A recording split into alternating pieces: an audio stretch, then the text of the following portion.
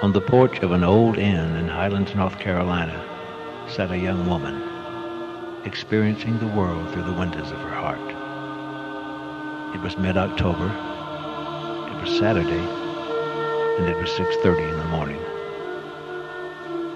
She had thought about many things that particular morning and was looking at the most beautiful tree, golden with a dark trunk that held its branches and leaves as they displayed the stages of life and death before her. She somehow knew that morning that this tree had a wealth of information to share with her. When she looked at the top, there were only a few remains of its decorative leaves. Yet the absence of the leaves did not deter her from seeing the beauty of the tree. Its branches were almost completely bare and etched against the early morning sky. And it was just as much a tree in this form, maybe even more so, as when it was fully clothed. Something about its nakedness was so peaceful and comforting to her. It seemed to be resting in its stage of decay, and she had no need for it to be anything other than what it was. Still, bare, and dark.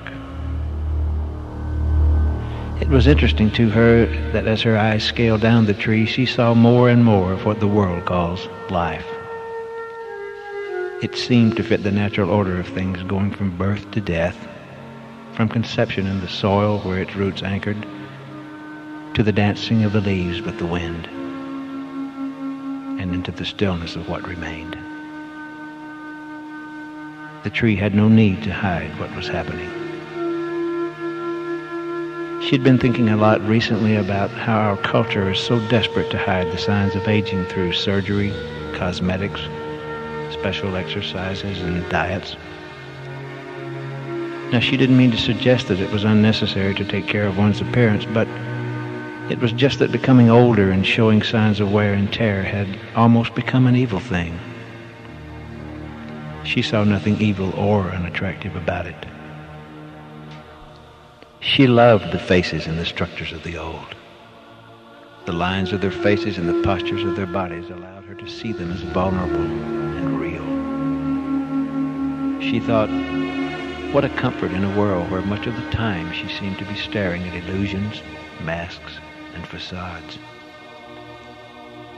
Could it be at that moment she felt gratitude toward the process of death?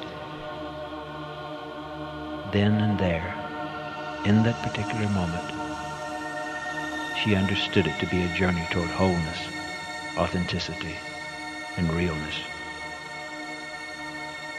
For as long as she could remember, this had been her heart's greatest desire, to be whole, to be real, and to experience her authenticity. To be naked against the sky, just as this tree, with peace and stillness. To have a witness beholding her and accepting her, loving her in this form. She felt gratitude associated with this process happening naturally.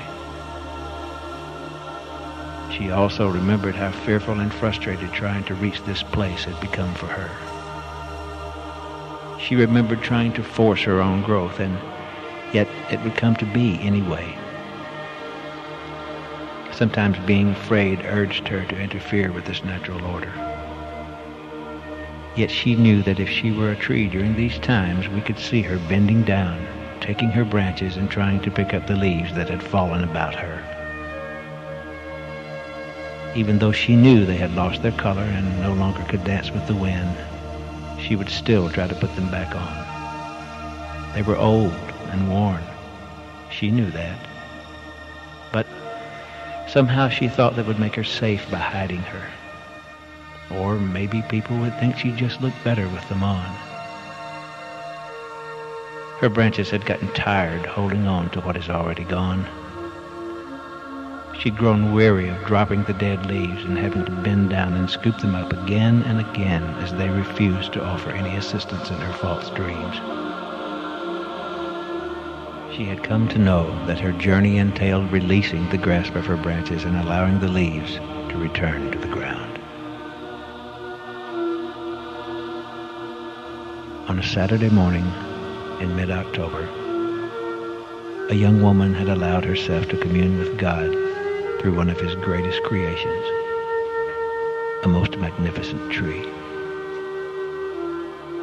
What a wonderful teacher it had been that day. The tree just allows it to be.